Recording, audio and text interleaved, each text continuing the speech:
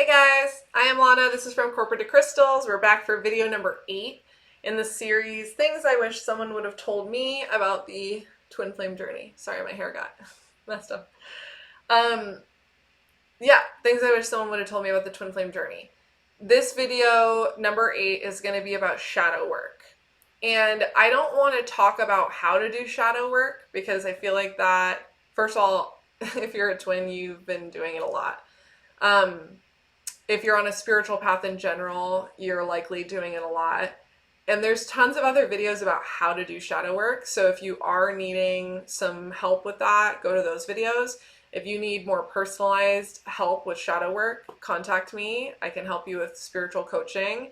But this video is more about like the significance of shadow work and just a couple thoughts I have about it as it pertains to my journey, which is the Twin Flame Journey. So here we go. So the first thing I wanted to say is that I believe that, and it's been consistent from all the twins I've spoken to, all of you who have shared your story, my twin story, right? Like every light worker I know, and specifically every twin that I've been honored to hear their story, we've been through some stuff. Like, we've been through it. And I wanted to make sure to have a conversation about this. First of all, to honor it, because we are warriors, straight up. And I feel like that is not said enough. So I wanted to say it. I also, in addition to feeling like we are warriors, I also want to... I think one of the main reasons why I was so frustrated with the spiritual community and just like how disconnected they were from like my experience on a twin flame journey is because it felt like all of them were just like living on a love and light cloud. And I was just so confused. I was like, how in the heck are these people so happy going on their spiritual path? Like, what is wrong with me? What is wrong with my path? What is wrong here to where all these people are going to Tulum and traveling in crop tops and like, you know, playing banjos on the beach, doing ayahuasca and then smiling about it. And meanwhile, I'm like in the freaking trenches, like hyperventilating and not doing so hot, you know? I've talked about it before, I won't get into that too deep, but my point is, I was very, very confused, and now I understand. I'm not confused anymore. There are a bunch of people out there not doing their shadow work. That's what this is. So I want to start by saying every light worker is, you know, doing their thing. They're on a path. They're going at their own pace. So this isn't to discredit where anyone is at. This is simply to acknowledge and have, like, kind of bring to light some shadow elements of the spiritual community. The shadow work that we as light workers need to do is what light workers do. That's our entire point for being a light worker. We're on a spiritual path because the path that we are on that is specific to us has a lot of shadow elements to it that need to come to the light to be transmuted, addressed, and we consciously change our behavior patterns to then raise the vibration of ourself, frankly, draw, you know, conscious attention and conscious awareness to our shadow behaviors, conscious awareness of that, and then alter the behaviors so that once we have them brought to light, we then make better choices and it transmutes that energy for ourselves as well as the collective. Okay? That is why we do shadow work. That is why it's so important. It is so important.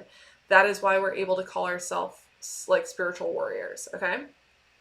And you should call yourself that with like confidence and be loud and proud in that, because if you are on a spiritual path, I already know that you've been through some stuff. If you are on a twin flame journey, you have been through it.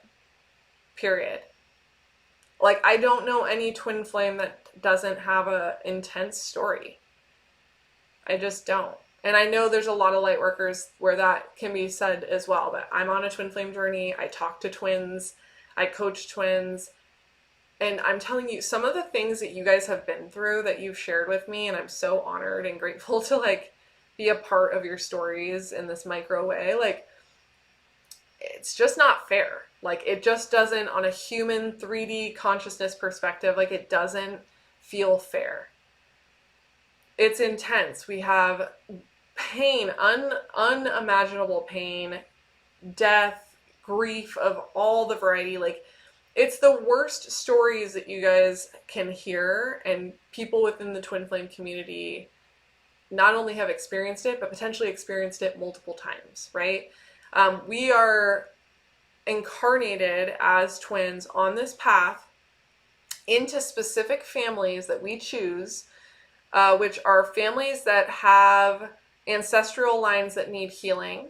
And we are put into those ancestral lines in order to help heal that family, along with, healing ourselves. And as we heal ourselves, as we heal that ancestral line, which is why your ancestors are a big part of this journey for a lot of us. And as you do the healing work for yourself, your lineage, then you also do it for the collective. And as you do it you raise your vibration for yourself, for your family, and the collective, Earth, Mother Gaia, Mother Nature is positively impacted as well. And that is what uplifts the vibration of the planet, right? It's a huge freaking deal.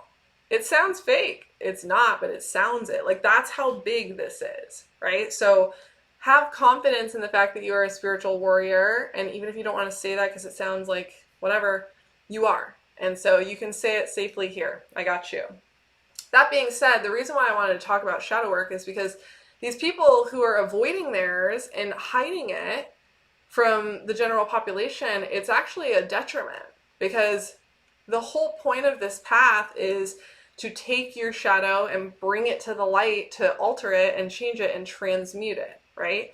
So I'm not perfect. You guys have seen me cry and ego and all these videos that I post. The reason I post them and show myself in all of my, dynamic energies that I get myself into is because it's real.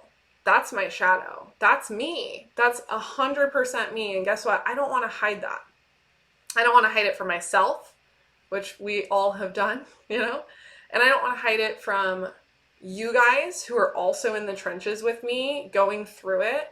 Every single time I post a video that's really vulnerable and it's me and my shadow, me and my ego, the amount of you who tell me thank you, I mean, holy crap, that makes me keep doing it, because I know it will help you. But when I hear that back, that is what I felt was missing on my journey, is people being real about how hard this is and how intense some of our shadows are and some of the crap that we have been through.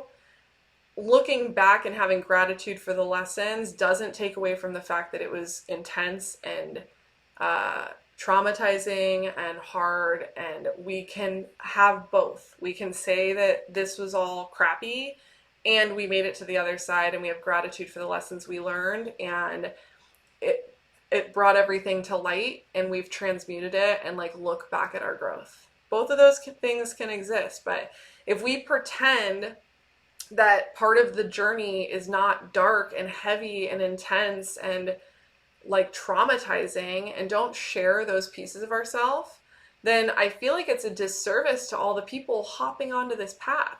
We have the entire consciousness of our planet is raising right now. And as that happens, more and more people are awakening, which means more and more people are stepping onto their, soul path, their dharmic path. They're having connection with the other realms, and they're starting a process towards awakening. And if they go to the internet and they are told that it's all love and light, that's a disservice not only to, themselves, but also the entire spiritual community. Because at least from my perspective, this entire path has been staring myself in the face in my own darkness, whether it was self-inflicted or not, most not, and then having to deal with it. And I'm really, really hoping that all of you, all of the twins, all of the people on spiritual paths, do not be afraid of your shadow. It sucks. It really, really sucks. But at the same time, don't be afraid of it, because on the other side of that shadow is the light work. It is what you are here to do. You transmute that darkness to the light, bring it to the light, which is literally our mission work. So if you are avoiding your shadow, you're avoiding your mission. If you're avoiding your shadow, you're avoiding being a light worker and stepping into that role. And if you're avoiding it, you're avoiding stepping into your spiritual warriorness, right? So I just wanted that to be said. I wanted that to be acknowledged, because that's really what this is about. This is about a path where we chose to come help transmute some really dark energies that have been on this planet for a very long time.